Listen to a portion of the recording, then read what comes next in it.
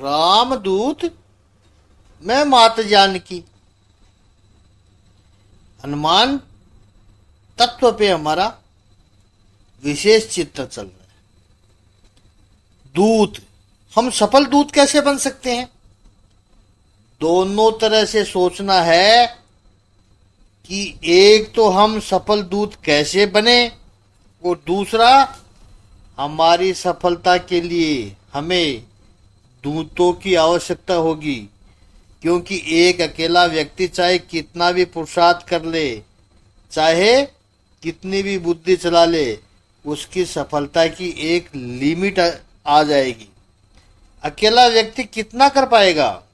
You need to build a team. तो जो आपके सहकारी है, जो आपके दूत है, उनमें कौन सी क्वालिटी आप देखोगे?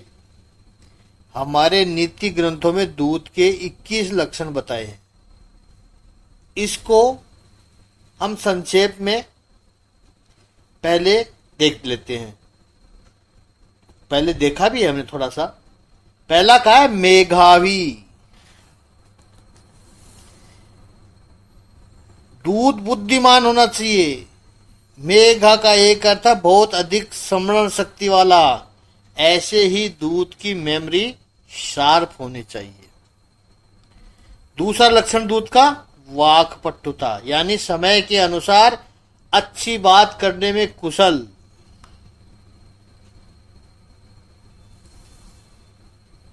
मेघावी, वाक्पटु, प्राज्ञ, यानी किसी भी बात को तुरंत समझ ले, उसे प्राज्ञ कहते हैं। दूत प्राज्ञ होना चाहिए।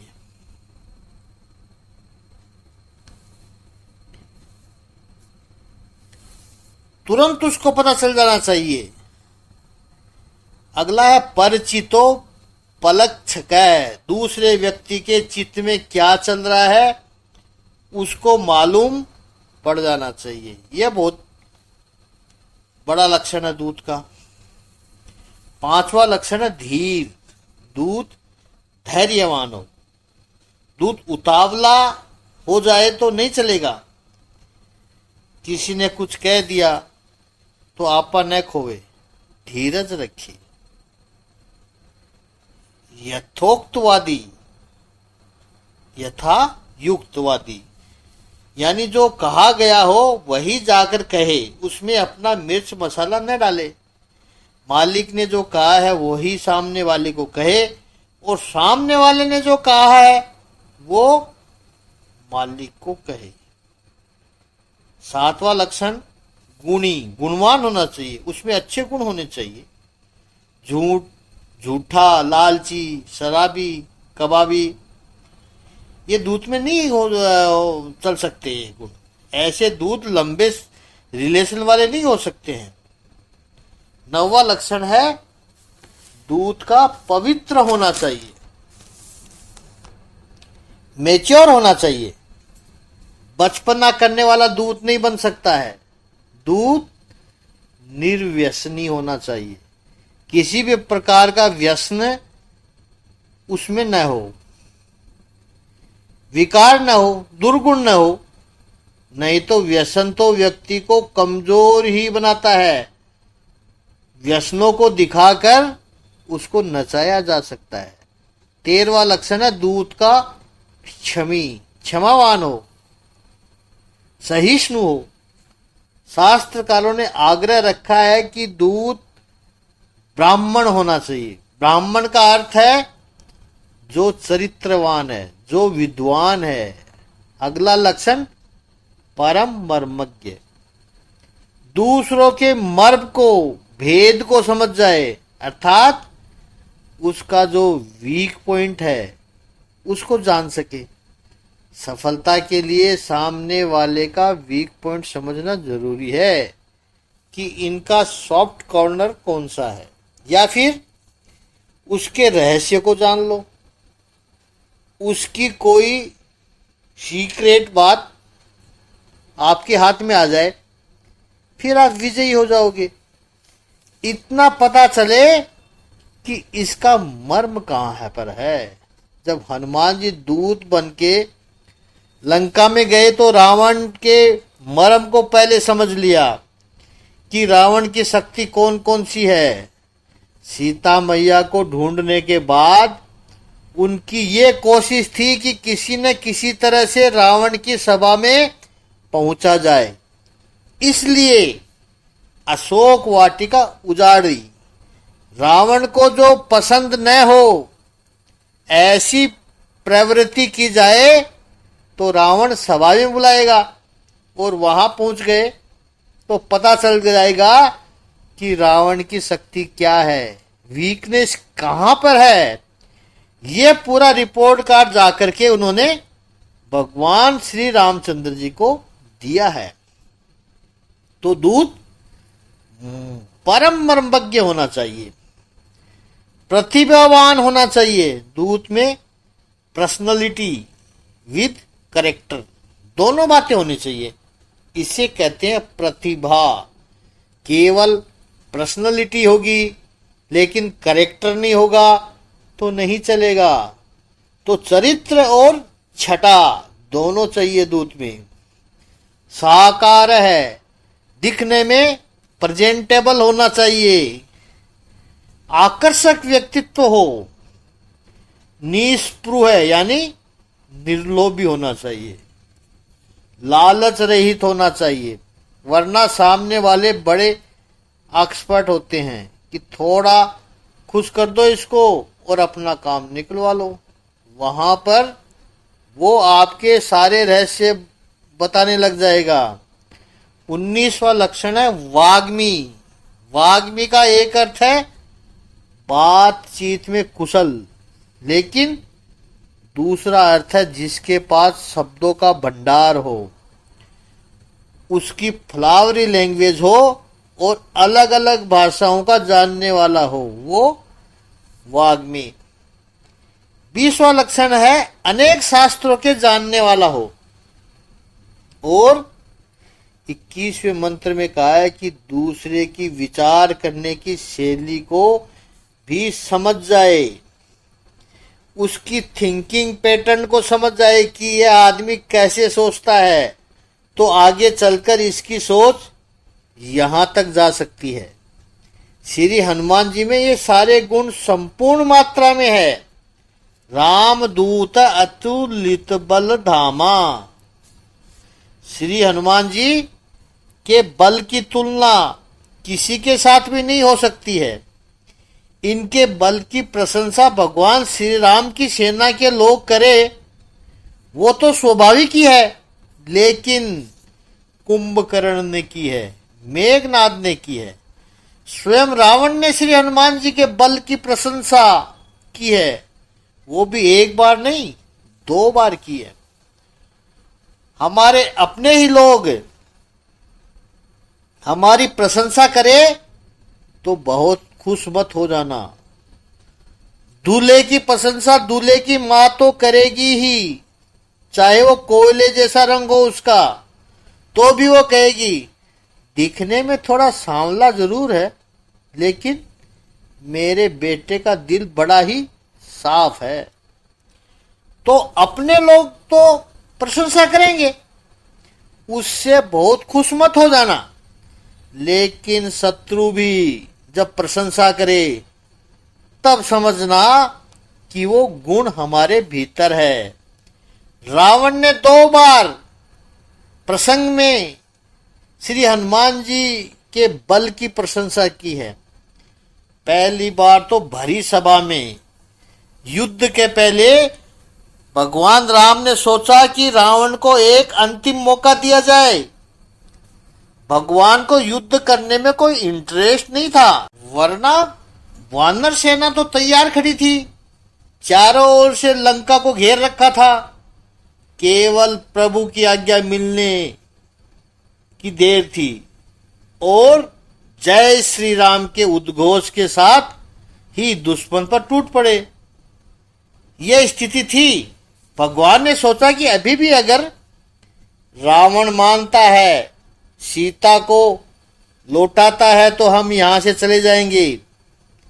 बाली के पुत्र अंगद को भेजा है संधि करने के लिए। बड़ा सुंदर वर्णन है लंका कांड में, जब अंगद लंका में प्रवेश करता है। अब लंका वासियों को तो सभी वानर एक समान दिखते हैं। उन्होंने सोचा कि दोबारा हनुमान जी ही आए हैं, पहले एक बार आए तो लंका दहन किया है, तो उनको पता है और क्या क्या कर सकते हैं ये वानर। इसलिए अंगद जब गए तब रास्ते से लंकावासी हट जाते हैं, जिधर भी अंगद जाता है उनको रास्ता दे देते हैं, इनके बीच में मत आओ। और उनको कहते हैं जय सिया राम, जय सिया राम, क्योंकि हनुमान जी ने उन सबको सबसे बुलाया था जय सिया राम। और जिस राक्षस पर ही अंगद की दृष्टि पड़े तो वो राक्षस के जय सिया राम, रावण का महल उधर है, इस तरफ है, इशारा कर देते थे डरते हुए, मुझे कुछ मत करना, रावण उधर है। भ्रम हो जाता है उनमें कि अंगद नहीं हनुमान ही है ये। जैसे हमें हो जाता है कि अफ्रीका के सारे मानव एक जैसे ही दिखाई देते हैं, उनको भी ऐसा ही होता होगा, हम उनको एक समान लगते हैं। अंगद जब रावण की सभा में पहुंचा है, एक बहुत सुंदर बात कही है यहाँ पर। अंगद को संधि के लिए भगवान ने भेजा है। उस समय भगवान ने कहा अंगद जाकर के कहना रावण को, समझाओ उसको।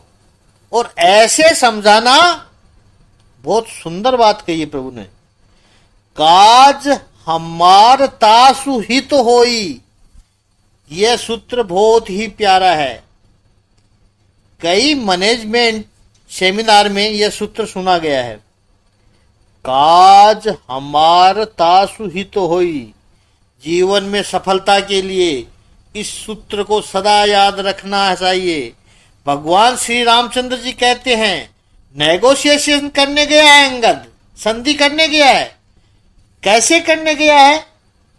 काज हमारु तासु हित होई, हमारा कार्य हो और उसका भी कल्याण हो, ऐसे करना है अंगद तुझे। यह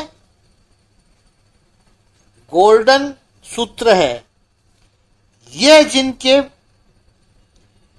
मार्ग के सिद्धांतों में से एक होना चाहिए, जीवन के मार्ग के सिद्धांतों में से एक ये सूत्र होना चाहिए। देखिए, प्रत्येक व्यक्ति का अपना एक स्वार्थ होता है और उसमें कोई बुराई भी नहीं है। उसका अपना पर्पस कुछ हो सकता है, सात्विक स्वार्थ हो, योग्य हो, रीजनेबल हो, तो उसको दुनिया समझती है, पीपल एप्रिशिएट इट। लेकिन अपना कार्य करते समय, अपना स्वार्थ पूरा करते समय आपका एटीट्यूड कौन सा है, वो भगवान श्री राम जी बताते हैं कि हमारा कार्य हो अंगद और सामने वाले का भी कल्याण हो, ऐसे काम करो। केवल अपना स्वार्थ करोगे तो नहीं चलेगा। महाभारत के शांति पर्व में भीष्म ने बहुत ही सुंदर उदाहरण दिया है। राजा टैक्स कैसे ले, तो कहा है कि भंवरा जैसे फूल का रस चूसता है, इस तरह से करना चाहिए। भंवरे का स्वार्थ है, उसको रस चाहिए, लेता है, लेकिन वो बदले में परागनयन की प्रक्रिया भी करता है। फूल को पूरा का पूरा चूस नहीं लेता है, भंवरा थोड़ा सा रस चूस लेता है, फिर दूसरा फूल है, फिर तीसरा फूल है, फिर चौथा फूल है, थोड़ा थोड़ा चूसता है ताकि फूल भी खत्म न हो जाए और साथ में पोलिनेशन की प्रक्रिया से मदद भी मिले उनको, ताकि फूलों की संख्या भी बढ़ती रहे। काज हमार तासु हित होई, जहां पोलिनेशन भी होता रहे। तो जहां भी आप अपना स्वार्थ रखते हो वहां इतना जरूर याद रखना है, वहां पर संबंध दीर्घ काल तक चलेगा। जहां पर केवल लेना ही लेना, लेना ही लेना आया, केवल चूसना ही आया और बदले में सामने से कुछ देना नहीं आया, वो संबंध कभी टिक ही नहीं सकता है। यदि मुझे कंपनी इतनी सैलरी दे रही है जहां पर मैं काम कर रहा हूं, तो लोग समझते हैं कि यह तो मेरा अधिकार है, ये तो मुझे मिलना ही चाहिए। कभी ऐसा भी सोचा है कि मैं महीने में लाख रुपए लेता हूं तो सामने से मालिक का 1.25 लाख का काम करूं? आज समाज में भ्रष्टाचार क्यों फैला, खासकर सरकारी दफ्तरों में? तो इसके ऊपर हम और कल चिंतन करेंगे। अभी वो प्रसंग भी हमें देना है जो रावण ने हनुमान जी की 2 बार प्रशंसा की है, उस पर हम कल चिंतन करेंगे। ओम श्री सच्चिदानंद भगवान की जय। ओम श्री आनंद कंद भगवान की जय।